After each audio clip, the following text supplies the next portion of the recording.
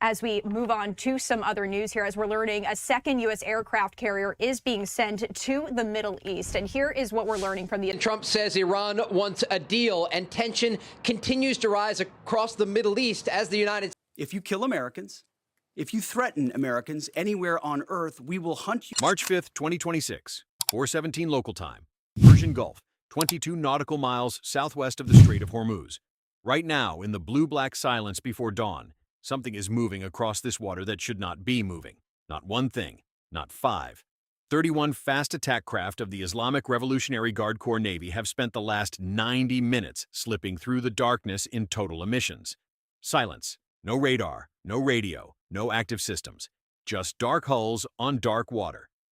Closing the distance at 42 knots.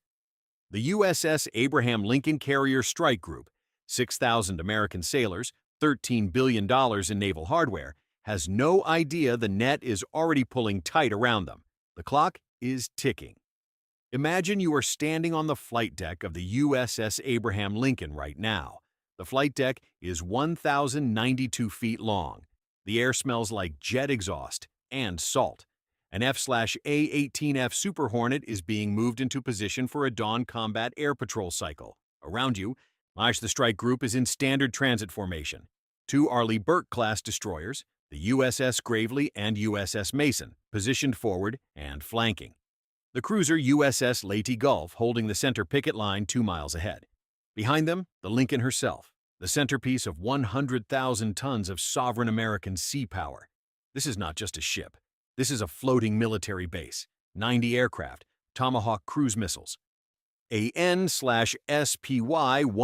phased array radar that can simultaneously track 200 targets and engage 18 of them at once. This is a city at sea built for one purpose: to project absolute, overwhelming military dominance across any ocean on Earth. And right now, 31 Iranian Siraj-class and Blade Runner-derived fast attack craft are stalking it from 4 compass directions simultaneously. The IRGCN has been studying this formation for 72 hours. They know the patrol cycles. What do they know? The helo rotation schedule. They know the radar horizon, and they have built their entire plan around a single calculated window.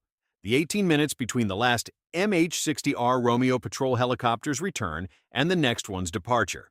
That window opened 14 minutes ago.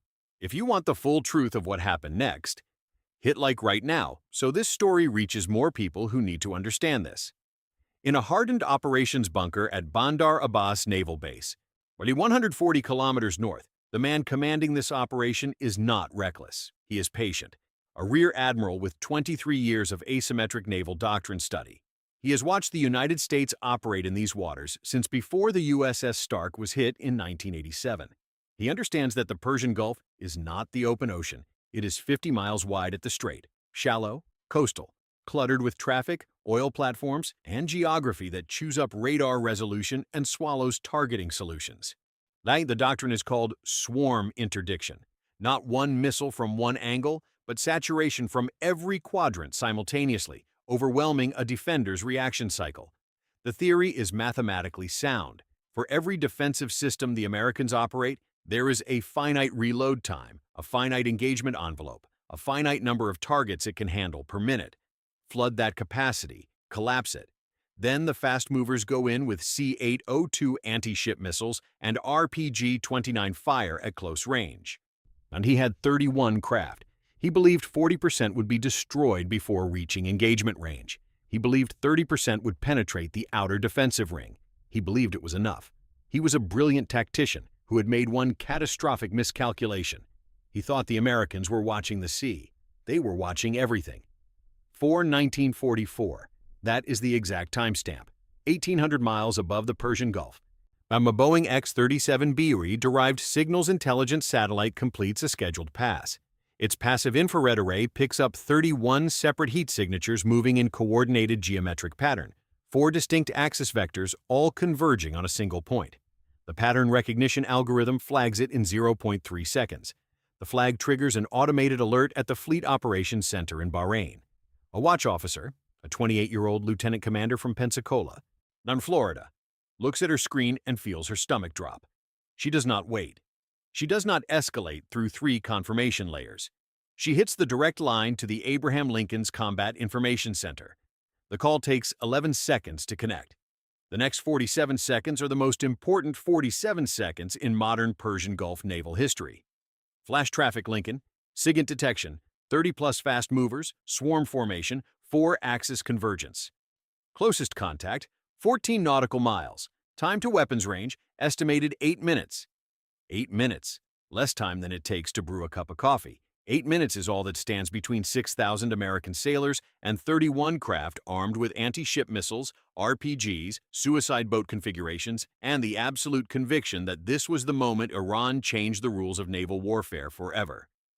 You're in that combat information center right now. Every screen is alive, and every console is manned. The noise is controlled chaos.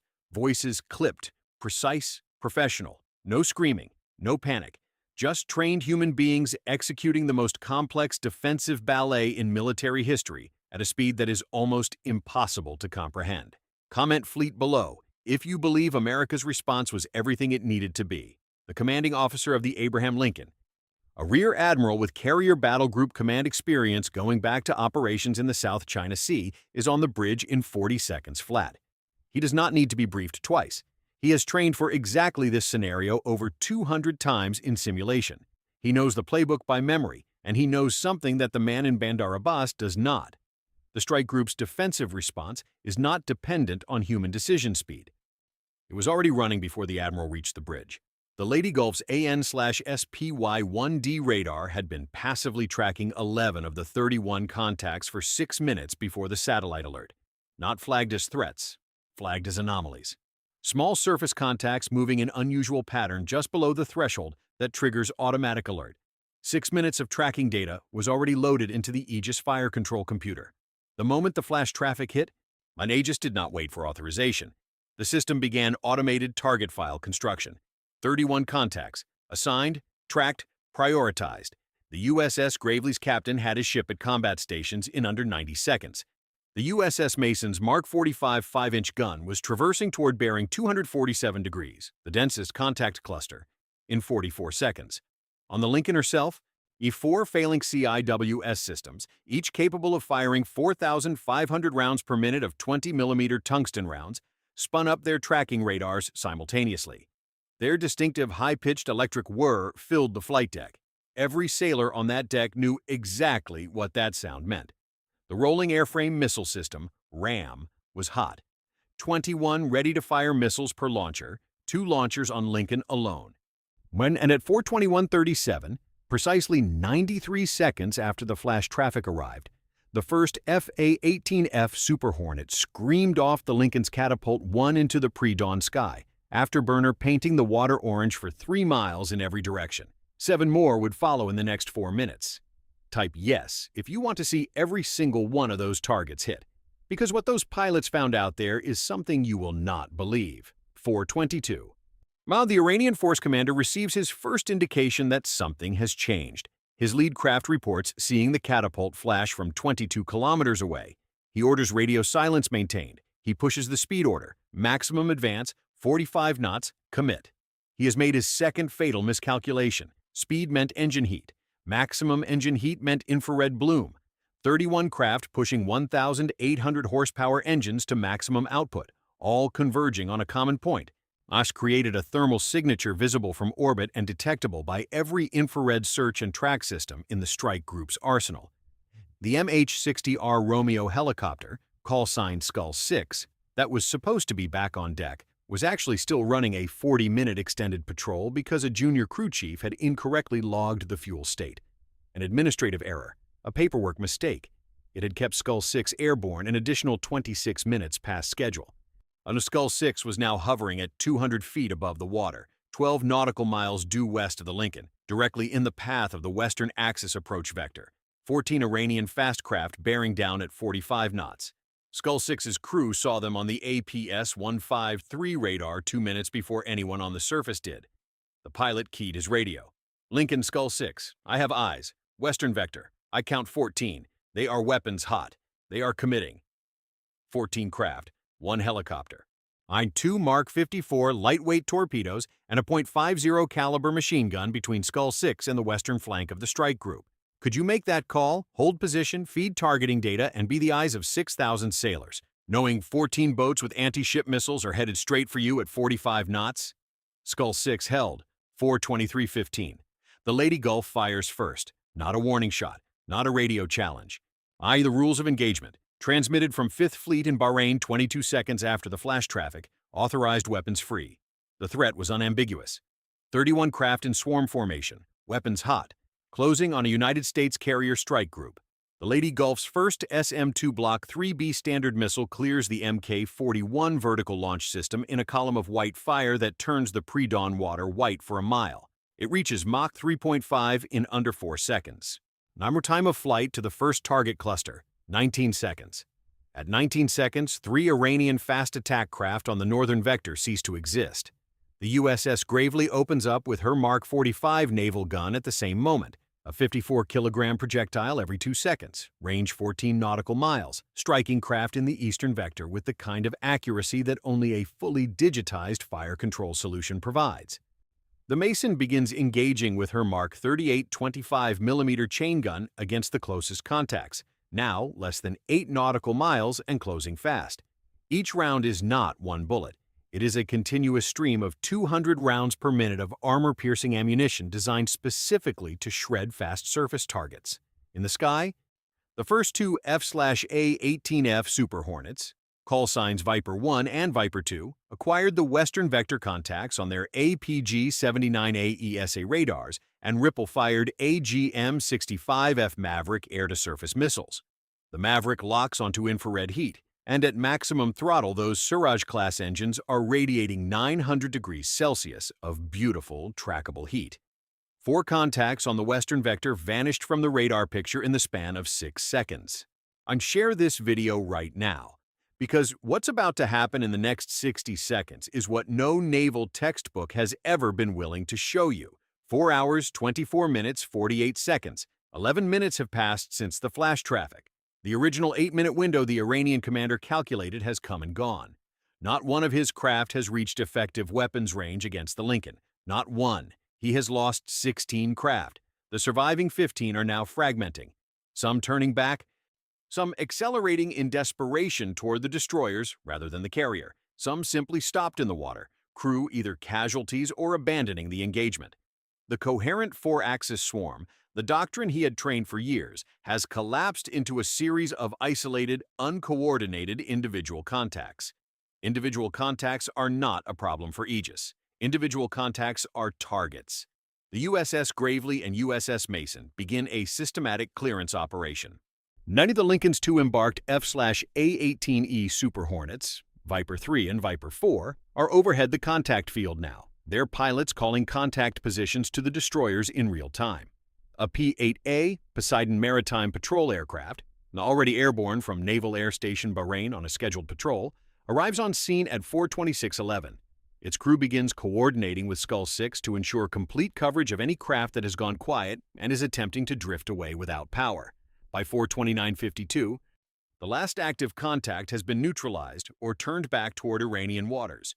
The entire engagement, from first weapons free to last contact cleared, 8 minutes and 37 seconds. Final tally: 31 craft launched, 24 destroyed or mission killed, 5 turned back and fled toward Iranian coastal waters, 2 stopped dead in the water with crew recovered by CAR, 0 penetrations of the outer defensive ring.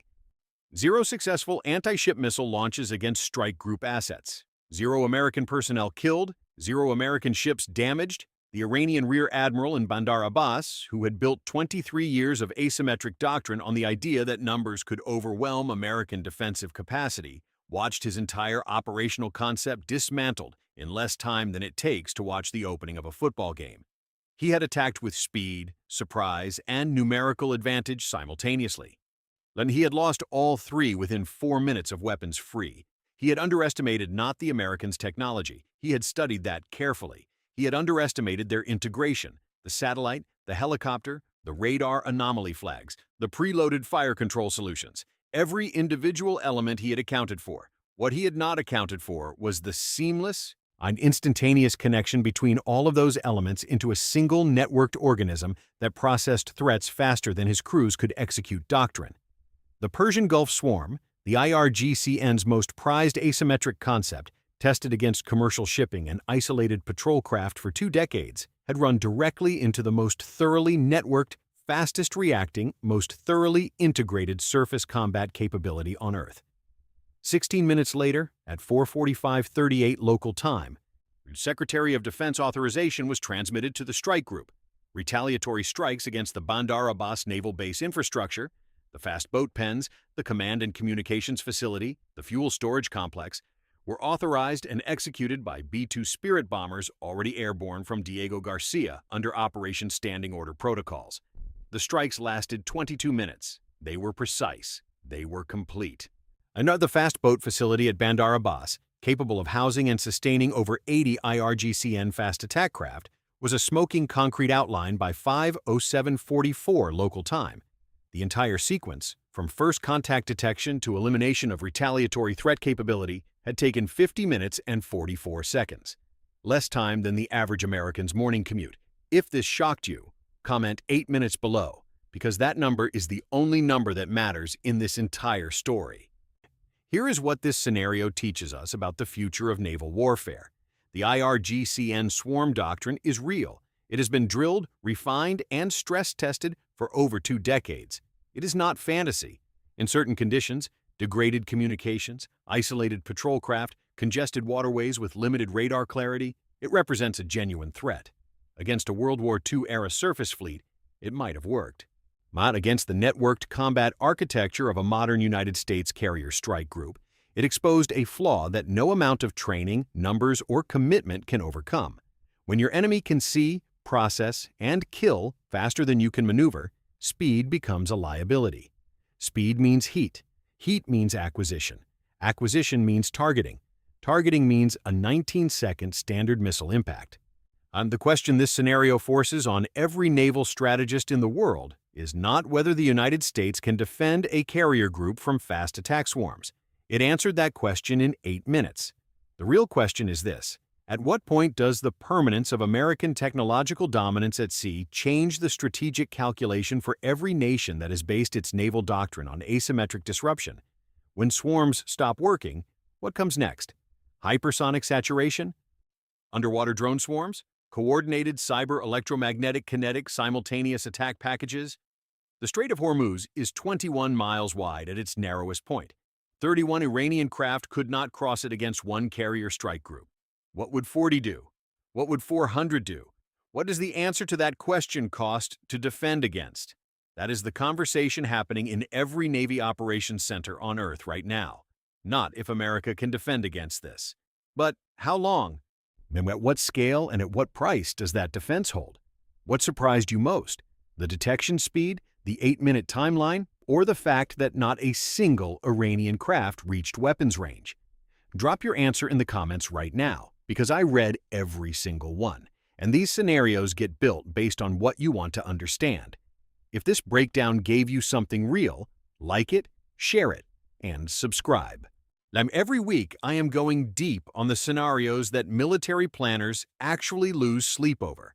Not the clean, sanitized version, the real tactical picture, the numbers, the doctrine, the decisions that get made in seconds and change history in minutes. Subscribe now, because the next scenario coming will make this one look like a warm-up.